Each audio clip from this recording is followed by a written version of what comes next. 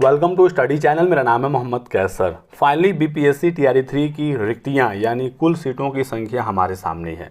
पहले खबर थी न्यूज़पेपर के माध्यम से कि 87,000 के आसपास पदों पर यह भर्ती होगी।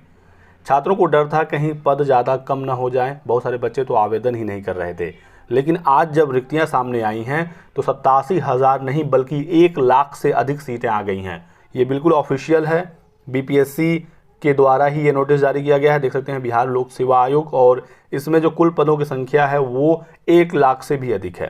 मैं आपको सारी जानकारी यहाँ पर दूंगा। साथ ही साथ आप देख सकते हैं यहाँ पर शिक्षा विभाग के अंतर्गत जो पद हैं वो तो इसमें हैं, लेकिन बहुत सारे बच्चे पूछ रहे हैं कि कल्याण विभाग की अनुसूचित जाति जनजाति की रिक्तियाँ कहाँ हैं, के बारे में भी मैं आपको अपडेट दूंगा। विशेष विद्यालयों की जो भर्ती है वो कहाँ पर है और उसका क्या मतलब है, उसके लिए कौन एलिजिबल है, सब कुछ आपको बताया जाएगा। जिलावार जो वैकेंसी है उसके बारे में क्या अपडेट है, क्योंकि जब तक जिलावार वैकेंसी नहीं आती है, सीटें नहीं आती हैं, तो आप डिस्ट्रिक्ट प्रायोरिटी किस आधार पर भरेंगे। जिन्होंने भर दिया है तो कोई बात नहीं है, लेकिन जो लोग अभी तक फॉर्म नहीं भरे थे, इंतजार कर रहे थे सीटों का, उनके लिए कुछ महत्वपूर्ण अपडेट है। लास्ट तक बने रहिएगा। सबसे पहले तो आप देखेंगे कि शिक्षा विभाग के अंतर्गत जो पद हैं उसके बारे में यहाँ पर जानकारी है। ठीक है, ये जो नोटिफिकेशन है दोस्तों अभी ऑफिशियल वेबसाइट पर नहीं आया है, लेकिन हमें प्राप्त हुआ है।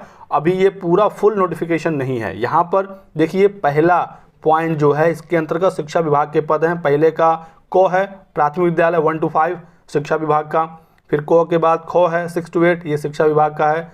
इसके बाद आप आएंगे 9-10 तो ये 1 के अंदर ही गो है। शिक्षा विभाग में 9-10 के जो सामान्य सीटों की भर्ती है और 9-10 का ही ये विशेष विद्यालयों के लिए भर्ती है।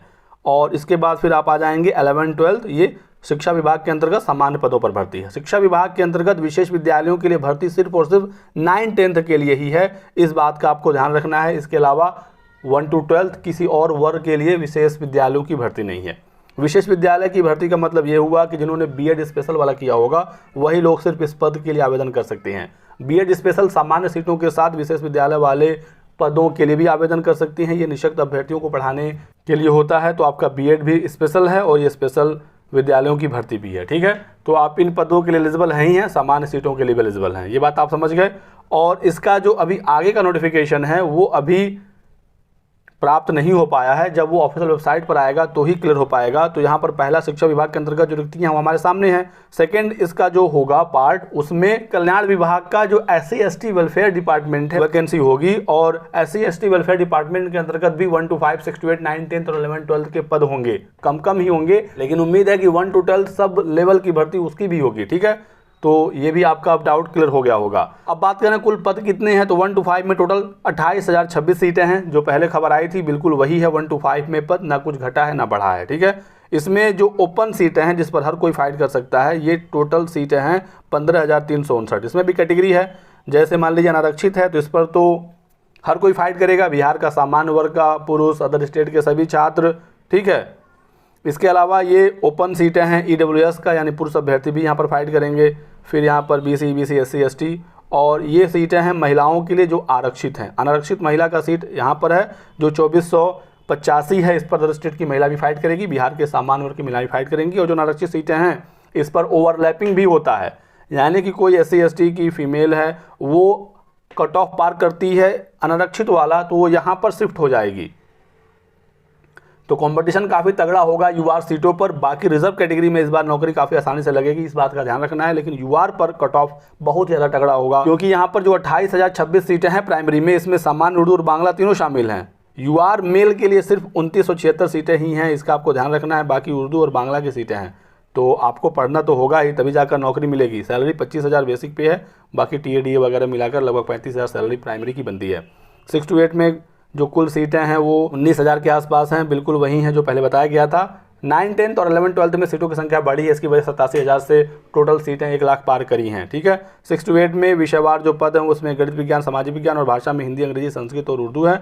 और इसमें ओपन सीटें हैं 11,007, महिलाओं के लिए टोटल रिजर्व सीटें हैं 8638। ठीक है, उसके बाद आएंगे 9-10 में, तो 9-10 में सामान्य जो सीटें हैं इसके लिए टोटल रिक्तियां हमारे सामने हैं 16,690, और लगभग 6,000 के आसपास यहाँ पर हैं रिजर्व महिलाओं के लिए।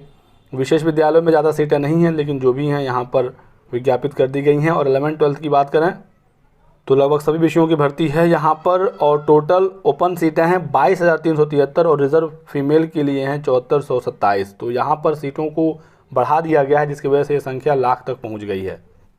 देखिए, पहले जो खबर थी वो 86,474 की थी, जिसमें प्राइमरी और 6 to 8 में तो लगभग वही सीटें हैं, लेकिन 9वीं से 10वीं माध्यमिक में 17,000 के आसपास सीटें बताई गई थी और 11वीं में 22,000 के आसपास। लेकिन जो नोटिफिकेशन जारी हुआ है वो 1 लाख से अधिक पदों पर है, देख सकते हैं, जिसमें 1 to 5 में 28,026 सीट, 6 to 8 में 19,645, लेकिन 9-10 में देख सकते हैं 23,000 के लगभग सीटें पहुंच गई हैं, और 11-12 में लगभग 30,000, 29,800, जबकि पहले 22,373 का आंकड़ा आया था। यही कारण है कि ये 86,000 से बढ़कर सीटें 1 लाख पार कर गई हैं।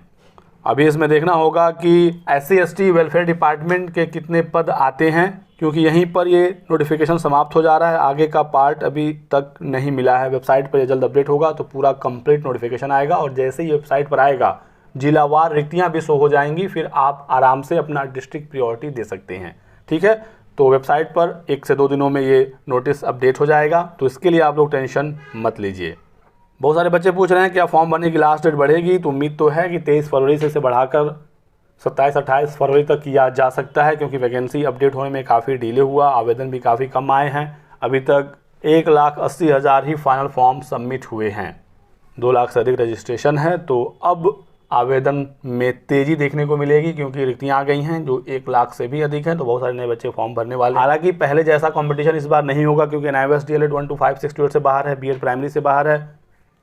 अपीयरिंग को मौका मिला नहीं, चाहे वो BEd हो, DLED हो, एस्टेट हो, तो इस वजह से थोड़ा सा भीड़ इस बार कम जरूर रहेगा। लेकिन UR सीट पर तो फाइट रहेगी ही रहेगी, चाहे वो मेल हो या फीमेल हो, इस बात का ध्यान रखना है। तो लग कर पढ़ाई करिए। काफ़ी बच्चे परीक्षा तारीखों को लेकर पूछ रहे हैं कि चुनाव से पहले क्या एग्ज़ाम पॉसिबल है, तो तैयारी तो हो रही है मार्च में एग्ज़ाम कराने का। आचार संहिता यदि 15-16 मार्च के बाद लगा तो आपकी परीक्षा हो जाएगी, और यदि पहले लग गया तो फिर एग्ज़ाम आपका लोकसभा चुनाव के बाद भी जा सकता है। एग्ज़ाम डेट को लेकर आप परेशान मत होइए, आप पढ़ाई करिए। जो भी अपडेट आगे आती है जानकारी मैं आपको दूंगा, जुड़े रहिएगा हमारे साथ। वीडियो को लाइक कर दें, चैनल को सब्सक्राइब कर लीजिए और हमारे साथ बने रहिए। Thanks for watching.